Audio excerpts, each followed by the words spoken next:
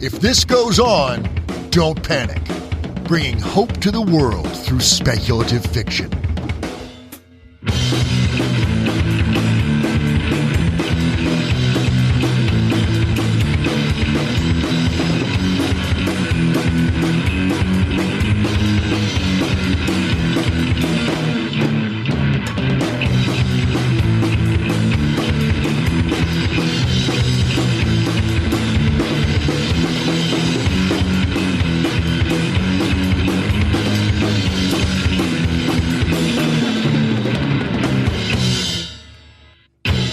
Hello and welcome to episode 7 of If This Goes On, Don't Panic. In this episode, we will be interviewing writer, aid worker, and sociologist Malka Older. Kat, how are things going today? Things are going pretty well. And here in West Seattle, we're just grooving along in our usual way. Nice. Yeah, everything's going okay here too. It's, the usual... really up some days, gonna fight the world. Yes. Some days don't want to get out of bed, but our big change has been the kids are going back to school and it's all virtual. So my oldest son, who's in elementary school, is not a huge fan of this at all. He would prefer it to be real life.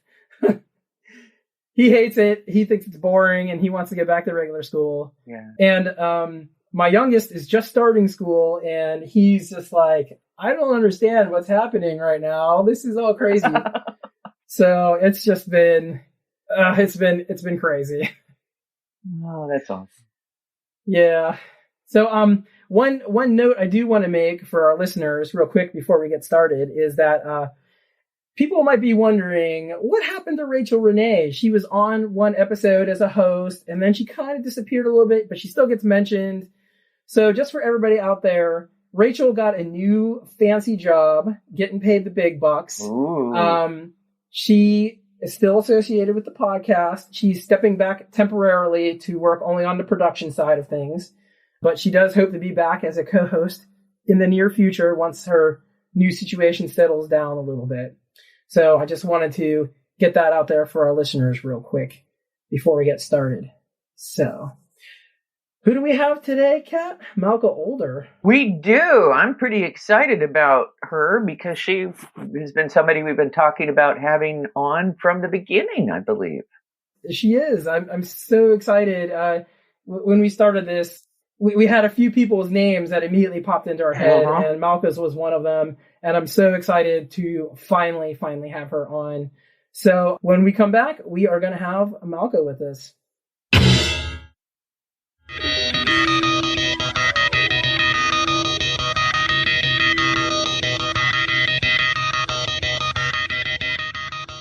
Hey, you all know I'm a supporter of Dreamforge magazine. You might wonder why you should support Dreamforge too. First, understand that Dreamforge is a new kind of science fiction and fantasy magazine that is looking for hopeful futures in a time when it seems hard to find that. Second, check out their magazine. The illustrations are beautiful. Personally, I was very impressed by the cover of the 3rd issue. Additionally, they have top-tier talent writing in the magazine, like Jane Linskold, Dave Weber, and Mary Soon Lee. They also have new authors to discover too. And if you're like me and read a lot on the bus, they have a portal set up for you, so you can read the magazine on your phone or tablet. There are plenty of other reasons to check them out too. You can find them at dreamforgemagazine.com. That's DreamForgemagazine.com.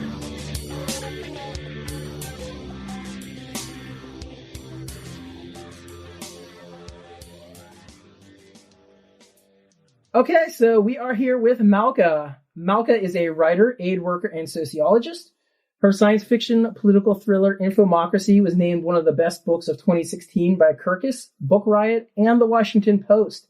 She is the creator of the serial Ninth Step Station, currently running on Serial Box, which is excellent, by the way. You should all go read it. And her short story collection, And Other Disasters, came out in November 2019. She is a faculty associate at Arizona State University School for the Future of Innovation in Society, and her opinions can be found in the New York Times, The Nation, Foreign Policy, and NBC Think, among other places. Welcome, Malka. Thank you. Nice to be here. Yeah, we're super excited. We have wanted you on since day one, pretty much. When Kat and I kind of decided to do this podcast. We wrote out a list of people that we wanted to come on, and you were right there at the top. Well, I'm happy we made it work. And one of the reasons that we really wanted you was that one of the things that we have been focusing on are the writers that we think create change. The writers who are predicting the future and the writers who are shaping the future. And I really feel like you're one of them. Well, I take that as really, really high praise. And I think, it's something that, that I really hope my writing can do. I was really, when I was writing my first book, Infomocracy, I was really wanted it to kind of start those conversations and get people thinking about things they wouldn't otherwise think about. And sometimes as an author, it's hard to feel like you're really doing something. Maybe especially coming from my background, where I spent a lot of time doing field work for international organizations, which are far from perfect and not always great, but you are definitely out there doing something. Yeah. And so I really appreciate hearing that. Awesome. Would you be able to tell us what that field work is like? Because I don't think a lot of people have actually, dove in and done things like that. Sure. It's like a whole lot of things. I mean, there's a pretty wide range of the sort of stuff that can happen. I worked in both humanitarian aid, which was disaster relief, either immediate sort of short term, after an earthquake or tsunami, going in and trying to figure out what to do. And in one case, I did a longer term complex emergency when I worked in Darfur for a little over a year. And I also did development work, which is the sort of poverty reduction, nutrition programming, also disaster risk reduction to try and mitigate the effects when there is a disaster. So I lived in a lot of really interesting places. I got to do a lot of really interesting work with fascinating people. And I found it really, really interesting and worthwhile work. Sometimes, really hard in a lot of different senses. A lot of times really satisfying and often quite fun. And it was a really wide range. I mean, from, responding to a tsunami in a medium-sized city in Japan to, living for a year in what was kind of a town/displaced persons camp in Darfur. There's a pretty wide range of what these things were like. But a lot of it is just, looking at a situation and trying to figure out, having a certain amount of money with some certain constraints on it from a donor, and trying to figure out what the best ways to approach it are to be the most effective in what you're trying to accomplish. So you have a pretty full life. How do you manage to put the writing in there? No, because writing it's sometimes a full profession in and of itself. So how do you balance the two? Absolutely. Well, I haven't been on a full-time assignment in humanitarian work in a while. Let's see. It's been a couple of years. I've done some part-time consultancies more recently. But I haven't been like out in the field full on in several years. I do have some other things that I do now. So I am a faculty associate. I teach one course a semester, and I do some consulting, as I said, sometimes, but mostly right now I'm writing. Mm-hmm. At the time that I was doing that kind of work, though, I did write a fair amount, not as much as I'm writing right now, but I did write a lot. And that's because, the work is extremely engrossing. On the other hand, not a whole lot of social life. It's kind of a trade-off. and I've always found that the writing has been really helpful for me. And right now I'm finding the writing extremely helpful for me in terms of getting out of my head when the rest of what I'm doing is difficult for various reasons. Yes. Yeah. Whether it's sad or anxiety inducing or terrifying or just incredibly intensive, and you need a break from it. I find that creating a world and inhabiting it enough to figure out what happens next is, both a relief and kind of a great exercise for a different part of the brain. Mm-hmm. So let's talk about your most recent writing project then, Ninth Step Station, which I reviewed the first season of, and I just finished reading the second season last week, I think, and I'll be putting up a review for that fairly soon. I really find I found it interesting for a lot of reasons, but I find Serial Box in general very interesting as well. So What's it like to write with Serial Box, and how is that different from kind of doing your own thing? It's very different. It's the projects I've done with Serial Box have all been collaborative. So for Ninth Step Station, for example, we have this great team with Jay Koyanagi, Curtis Chen, and Fran Wild. And as you said, we've had 2 seasons, so we've kind of had time to get to know each other. And honestly, we have a blast working on it. And so, it's a process that's much more structured. I tend to be, when I'm writing by myself, very, very much a pantser. I kind of just write stuff and think a lot and don't try to keep it in any kind of order until I get, a fair chunk of it in, because I really like to get to know the setting and the characters sort of sideways before I get into too much plot. With Serial Box, we do it very differently. We spend an intensive couple of days together where we do try to work out those things.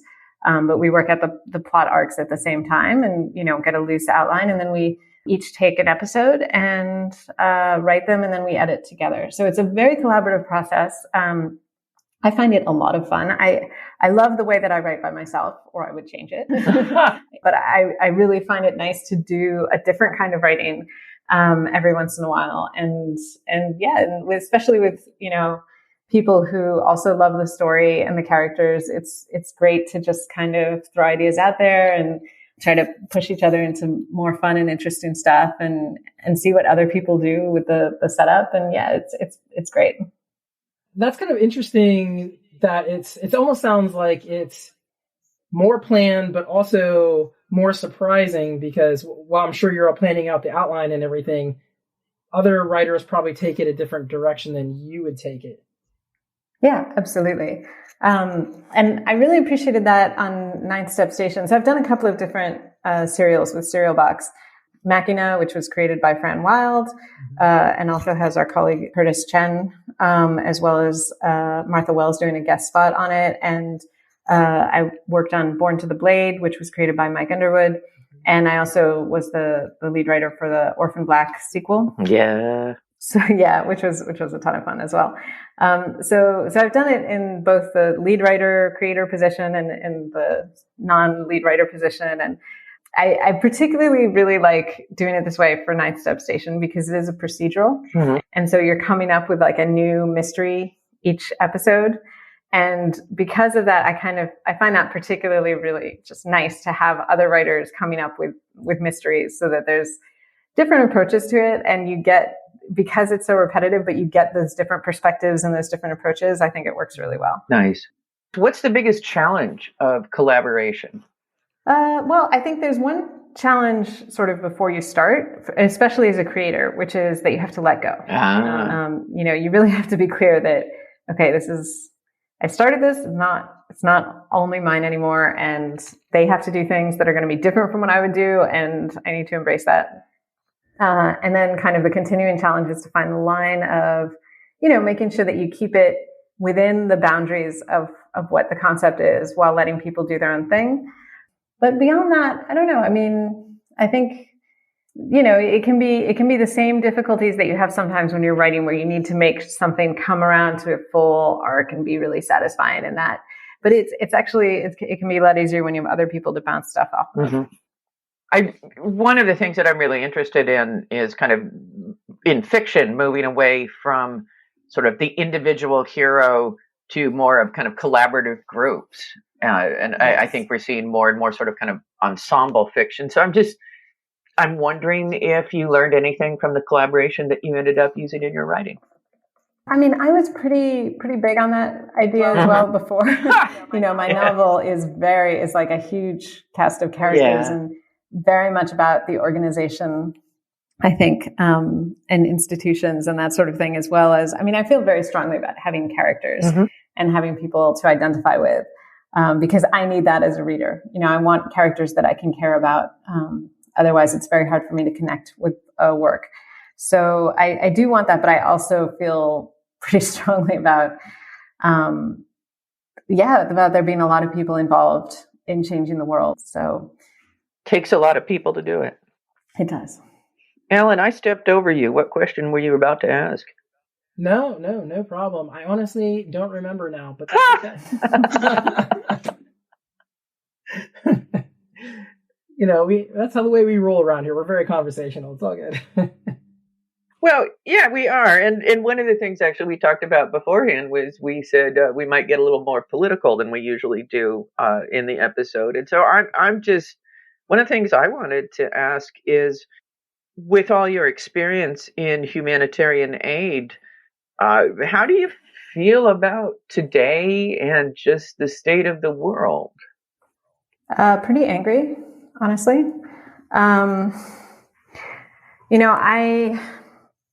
When I started doing humanitarian aid, I had done, I went to college and I studied literature, and then I taught English for a couple of years in Japan, and then I went back and did a master's that was in international economics and development, which is what kind of, I knew I wanted to do something that involved working in different countries and ideally doing some good. But I really was coming to it from the perspective of, I want to learn. I want to go to different places. I want to live there. I want to not do harm if I can avoid it. Mm-hmm. If I can do some good, that'll be great. But, mostly I'm doing this because I think it's an interesting thing to do, as opposed to, I don't know, a mission, right?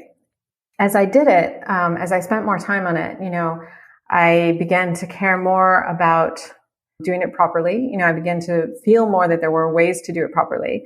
And I kind of I accrued more and more of the humanitarian mindset, which is really about everyone being considered human. And Mm-hmm. it seems very obvious, but if you look at the way people act as opposed to the way they speak, if you look at the policies that we have as opposed to the rhetoric that we use around them, we can see that we are not, in fact, treating everyone as equal humans. Right. Mm-hmm. I find it infuriating that it happens. I find it really, really, absolutely maddening that people are unwilling to admit that it happens, and therefore, it's really a difficult thing to change. And so, I try to talk about that. As I said, I don't know how much impact I'm having, but I try to figure out the ways that I can, and just try to keep writing things that do have that perspective. I think that's all you can do. I recently ran into a Jewish proverb that I just love, which is, "You are not the one who will save the world, but you're not absolved from trying." And I'm just like, oh yeah, that's it. Yeah. And I think, from the perspective of having worked in humanitarian aid, where a lot of people think, a lot of people do go into it thinking that they're going to save the world. Mm-hmm. And that's usually not a really productive approach when you come into it. So I think that's very accurate.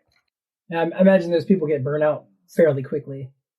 Yeah, it's also not just burnout. I mean, I think it goes back to what Kat was saying before about, it not being a single hero. And if you expect yourself to be the single hero, it's not just that you'll burn out, but you'll make decisions based on that perspective, based on the idea that you are the person who are saving people, that you are the person who knows best. And that's often extremely problematic and irritating for the people you're working with, because you inevitably need to be working with people. And and just, taking that all on yourself, it's a huge superiority thing. Yeah, it's a burnout thing, but it's also like, oh, I am the person who can do this. I actually get really irritated when I see this in books.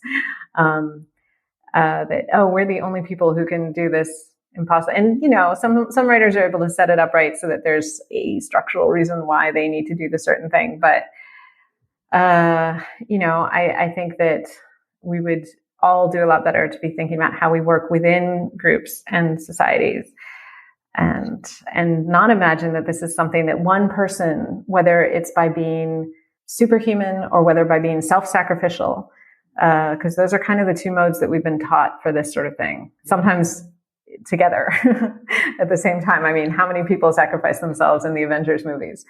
That tends to be not, in fact, the most useful way to approach things, right. and often really problematic for the other people involved.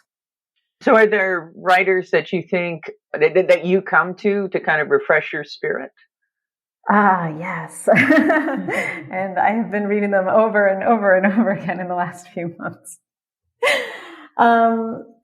Yeah, a lot. And I've actually, I've been doing a lot of comfort reading. I've been doing some going back and reading stuff from childhood as well, less because it was particularly comforting than, I don't know, out of curiosity and also, there's the books that are comfort reading, and then there's the books that are well recommended that you trust. And then there's, a lot of books that you just don't know. And so going back to a childhood book, even if you're not sure how it'll hold up, at least there are no ugly surprises. Yeah. Probably, depending how well you remember it. Yeah. But for the comfort reading that I've been doing lately, one of my favorites right now for that is Martha Wells' Murder series. Oh, so good. Which is so good, and which does not at all flinch from a lot of ugly stuff, and yet is so fun to read.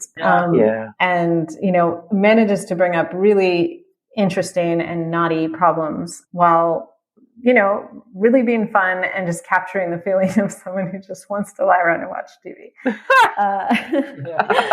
So that's one. I've really been enjoying the T. Kingfisher books that are set in the Clockwork Boys world. Yes.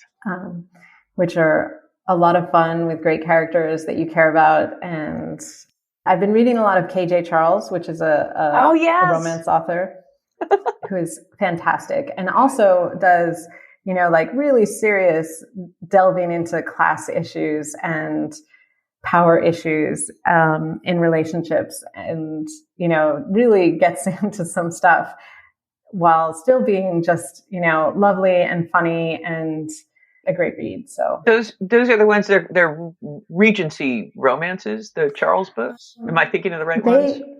She actually writes through a number of time periods. So there's some Regency, there's some Victorian, there's her latest series is 20s pulp. Ooh. Yeah, so there's actually quite a range. And, gotta find that. They're a lot of fun and really, to me, really, really well, tightly plotted with great characters. So. All right, there's some suggestions for everybody out there who is feeling super stressed out. Those are my go-tos. And T. Kingfisher, you got to watch out because she does write the horror as well. So depending what you're into, make sure you're picking the right ones by her. Right. And if you're into the horror and that's your comfort read, go for it. But and another one that I really enjoyed as a comfort read lately was Zen Cho's new one, The Order of the Pure Moon Reflected in Water. Oh, nice. Yeah. Super fun. I've been hearing that from a bunch of people. It's I don't know how to pronounce it exactly. Wuxia. I'm sorry, what was that? It's a wuxia novel. Wuxia, that's it. Yes. Where they do like the flying kung fu stuff. Yeah. Oh, that's good stuff. That sounds really cool. I know I'm currently reading The Hobbit with my oldest son, who's just barely old enough to be able to follow what's going on. What do you think is old enough for The Hobbit? Because I was debating that myself. Well, I reread it recently. Yeah, that's a good question because I was really not sure if he would be able to follow along. So he's 7 right now. Mm-hmm. And to be fair, though, he's pretty advanced with his reading and stuff. We make sure he reads books on his own. I mean, they tend to be very simple comic booky kind of things that he reads on his own, but right, he's able to follow pretty long books when he puts his mind to it, which is the key because he can be easily distracted. Right. But he's just jumped right into this, and he keeps asking me every night, "Dad, can we read more Hobbit?" Okay. Good. Yeah. And this is someone who is famous for reading a chapter of a book and being like, "Nah, I'm done with it." That's relatable. The Hobbit was actually my gateway drug into fantasy and science fiction because I had a babysitter that was reading it out loud, and I got so impatient waiting between times that I started sneaking chapters when she wasn't there. Yeah, it was actually mine too. I think my dad read it to me first, and then I started reading it by myself, and I read The Lord of the Rings and got, obsessed. And probably around that age as well. And now, I reread them recently, and they're problematic faves. They definitely are. But there's a lot of great stuff in them, Yeah. And I think too, without forgiving Tolkien for any of the problems, we forget, I think, some of the imitators really dilute what's great about him. And we kind of forget, or the movies, because his writing is actually, it's pretty dense and it's pretty interesting, and he does some interesting stuff. But yeah, there's also, I don't know, there's a lot of really great stuff out for kids now. Yeah, there really is. Hard to find, but there is some great stuff out.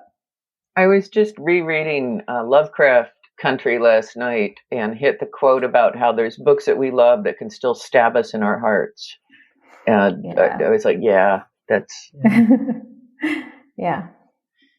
I think with Tolkien, for me, in general, it was just this sense of wonder and bigness that didn't exist in any way for me up to that point, Mm-hmm. Not to drag us into too much of a Tolkien conversation, but... No, I think the world building was what super impressed me, because it just felt like there was this whole world there. Yeah. That he knew all this other, and he did, he had put a lot of time into knowing all the other stuff that didn't go into that book. So that was true. But yeah, that was so impressive for me at the time. So what are you going to read after The Hobbit to him, Alan? Oh gosh. That is a great question. I've been kind of, trying to funnel his interests towards science fiction and fantasy. So I really don't know. It's kind of up to his whim, My littlest one's still reading picture books and stuff. So yeah. I gotta say, I am a little annoyed with the superhero stuff right now. Mm-hmm. There's just so much of it, and it's overwhelming. And when I was younger, I appreciated superheroes, but I was not a big comic fan. And it was a nice, peripheral thing, something you could touch into when you felt like it, and then just not worry about the rest of the time, right? But it seems everything is just so superhero focused. And the more I read about problematic superhero stuff, the more I hate that it's around. And Malka, actually, something that you frequently mention on Twitter or joke about is what's it called? Puppy Patrol? Paw Patrol. Paw Patrol. Oh my God. And they're basically militarized superhero puppies, right? Yeah, I really dislike the show. Talk about that for a second, because that not only does it crack me up, but I also think it's very interesting. Yeah, I what makes me so angry about it really is that it's such a great concept, because puppies solving problems or mysteries or helping people. And they even have this sort of idea of it being a group that works together to solve stuff, except that they then undermine. It is very kind of militarized, like you say, especially sort of the later incarnations. I also don't want to give the impression that I've watched this that much, but I see one and I'm like, what is all that stuff they're putting on themselves?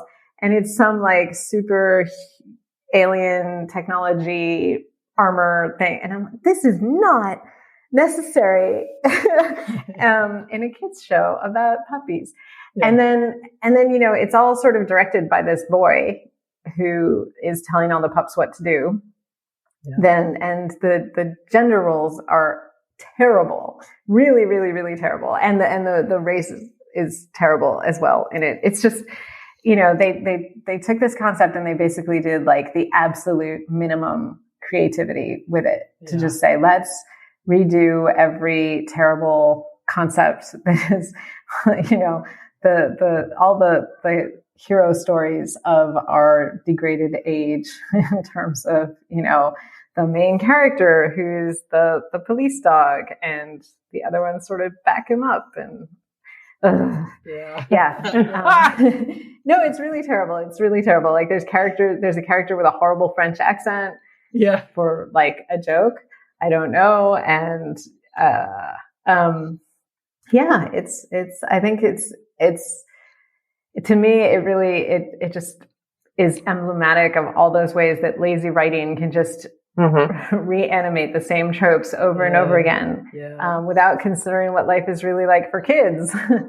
There are so many lazy cartoons. I'm always disappointed. So bad. And there are a few good ones. I'm kind of fond of Octonauts. Yeah. I don't know if you've seen that. Yeah. Oh yeah. Which is cute animals exploring the ocean. And I have to say too, one thing that gives me hope is like the new She-Ra, for example. Oh God, yeah. So much better than the She-Ra that I grew up on. I don't know if you saw, but my brother recently posted, and he's writing a new Star Wars thing, and he posted a picture of him and me dressed up for Halloween in our Star Wars, the horrible old plastic masks that you used to get from like CVS. They probably still have these. I don't know.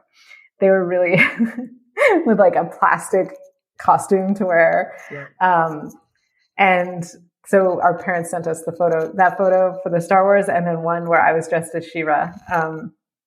And my brother was dressed as a glowworm, if you remember those. But anyway, so I was like totally into She-Ra as a kid. And, I rewatched some of it recently when they put it up on Netflix, the original. And it's pretty bad. Like, you see where they're coming from, where they're like, oh, a female hero, but it's still pretty bad. And the new She-Ra just does so much more interesting things, from the character development to, actual different body types, that I think, I see stuff like that. I'm like, okay, at least some areas of children's entertainment are taking strides ahead from where they were when I was growing up. Yeah, absolutely. If you like She-Ra, try Superhero Girls. If you have that, it's super cute and really enjoyable. Okay. Well, check it out. She-Ra, Hilda is pretty good. And actually the new Carmen Sandiego, I like a lot. Yes. I've been watching some of that, actually. And my oldest son likes that, too. All right. So we are coming close to time here, but there's a couple questions I really wanted to ask you. So this will likely be the last episode we put out before the U.S. elections. Yeah. I feel like that was a very nihilistic laugh, Kat. I did. Yeah, well. You gotta laugh, right? You gotta laugh. What would you tell our listeners before we go and vote? First of all, vote. Vote now. Yeah. If you haven't yet, if you can vote early, just vote as soon as you can. And I don't know, I think, there's a long game here as well as the short game. And I know a lot of us have been in the long game already and have been doing a lot in the run up, whether it's, texting people to make sure that they are registered, or calling their representatives, or, getting out there and talking to people, or whatever it is that you've been doing, or writing about it. But yeah, there's definitely a long game. And for me, as I've written about, I really think that we need to go beyond thinking about this one election as important as this election is. And it is.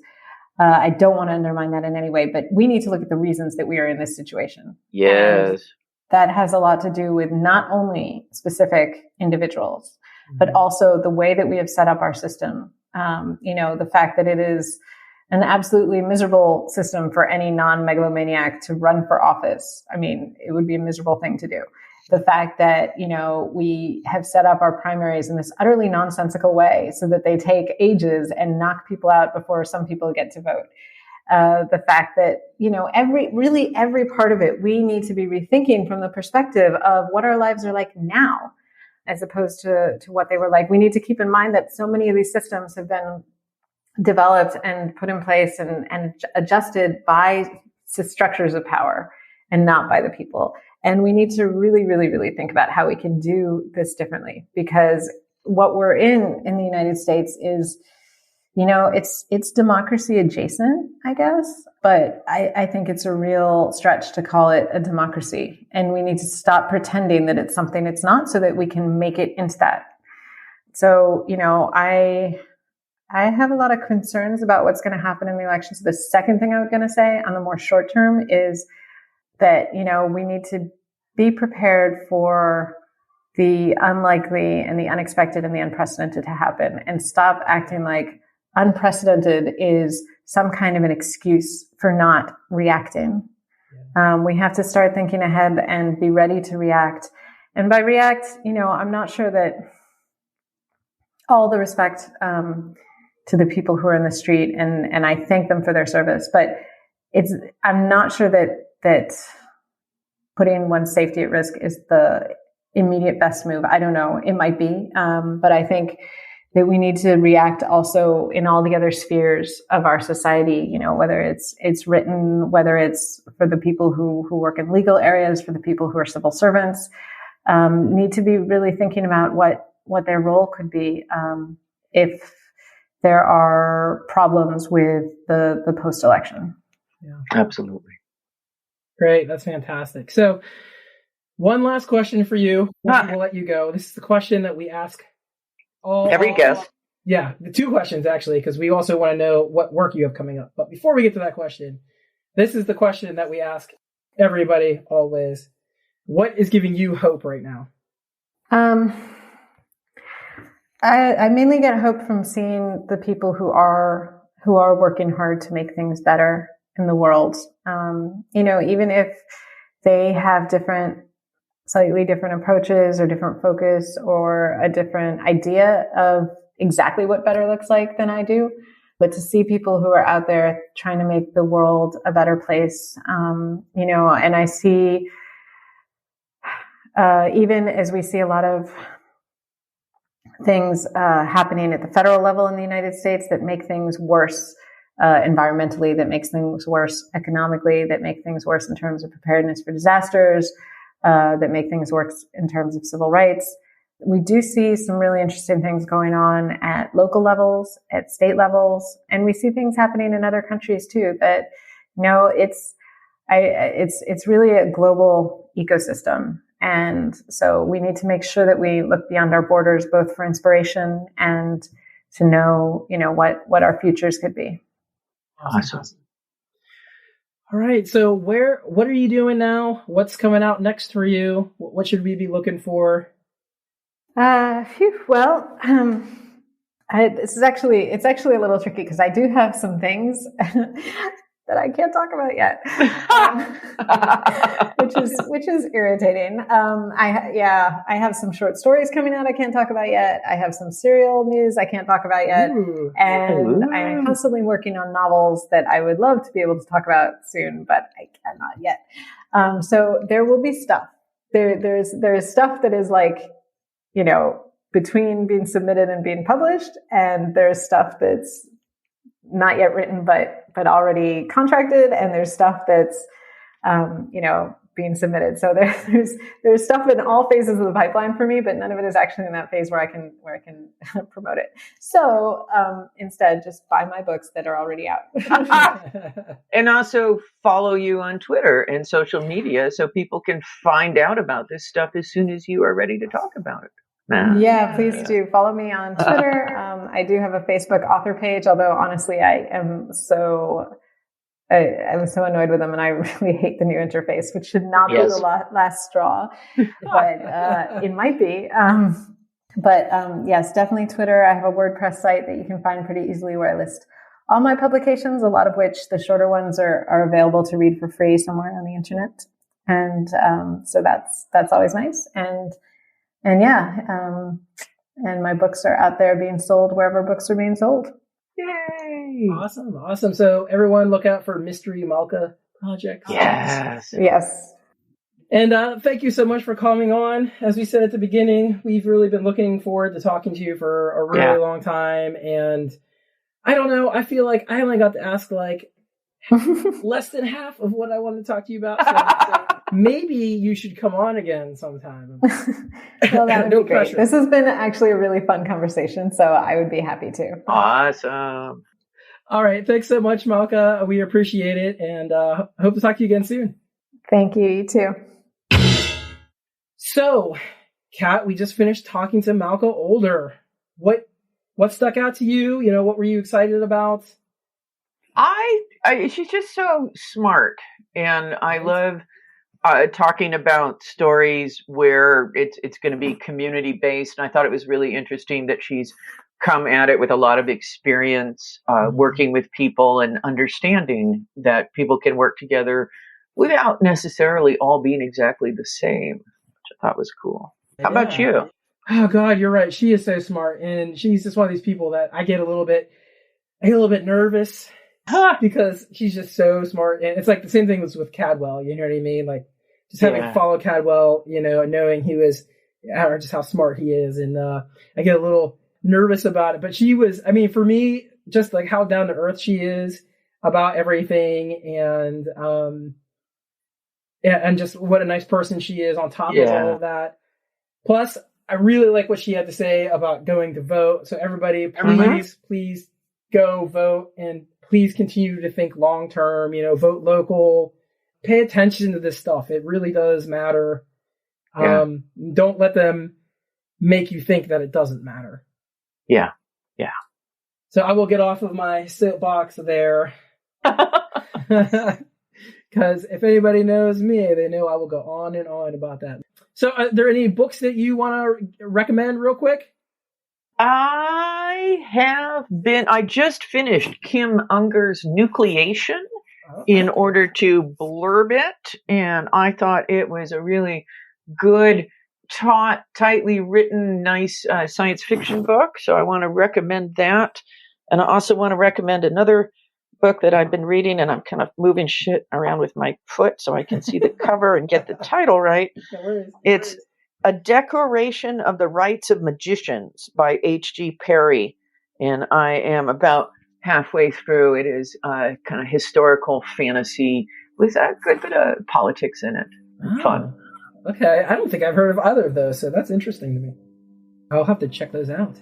And also, let's not forget that you, before I go on with my recommendations, I just want to mention that you have recently turned in your last edit for Exiles of Tibet. Yeah. Well, and I will mention, this will have been out by the time this podcast comes out.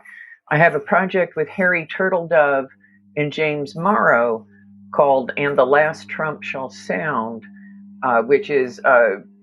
I don't even know what it is. It's basically Harry wrote the first novella, and then James wrote the second, and I wrote the third, and they're about politics. And I don't know. We all went in very different directions, and I would love for people to check that out. Huh, interesting. So I have pre-ordered that, and so I hope some of our listeners also do that as well. I think I got a notice that it's in the mail already, so it should be headed here soon. Okay, so a few recommendations for me, a few quick reviews. So something I read fairly recently, The Wise Friend by Ramsey Campbell. I know we got October coming up, so I wanted to make sure I throw in a nice little horror novel. Published by Flame Tree Press, 2019. It's a cosmic horror story that follows a son and father's relationship when they explore this dead aunt's strange art career. And I apologize for my neighbor who just decided to mow the lawn right now. So, it kind of goes the way that you expect it to. There was nothing original or mind-blowing about it, but it was an awesome, slow burn horror. And it's really the first thing I've read by Ramsey Campbell, too. So that was also nice.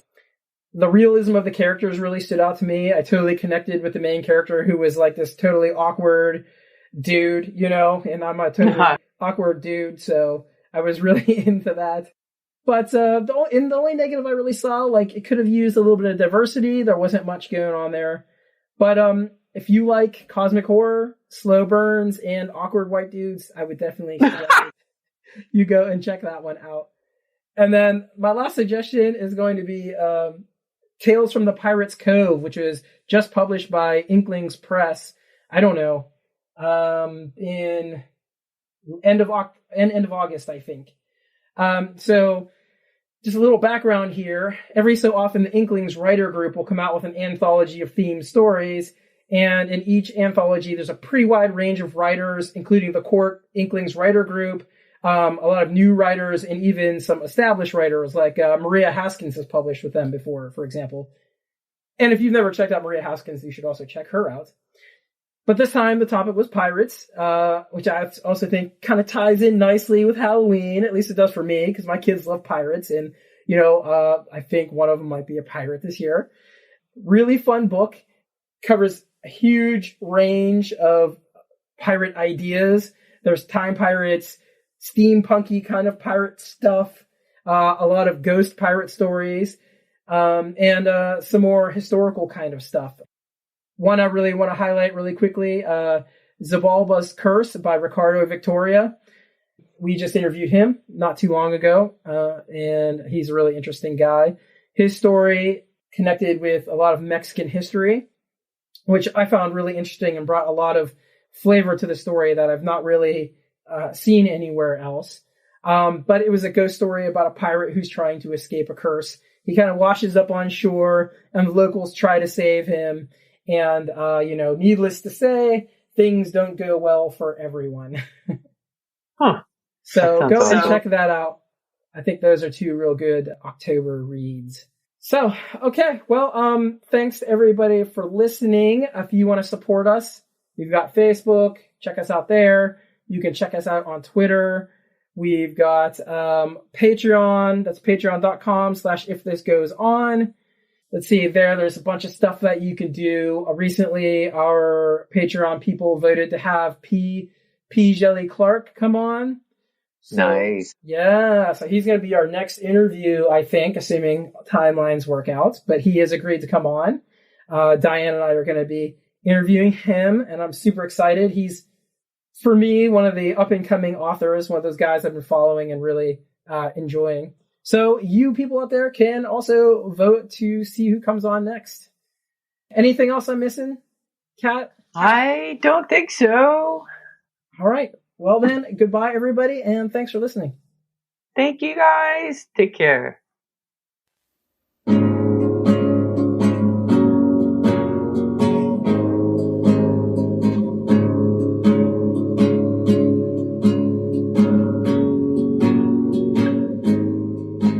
This Goes On, Don't Panic is edited by Alan Bailey with production by Sound Maiden. Our theme music is by Father Flamethrower. Additional music by Christopher Slydrowski and outro music by Sable Aradia.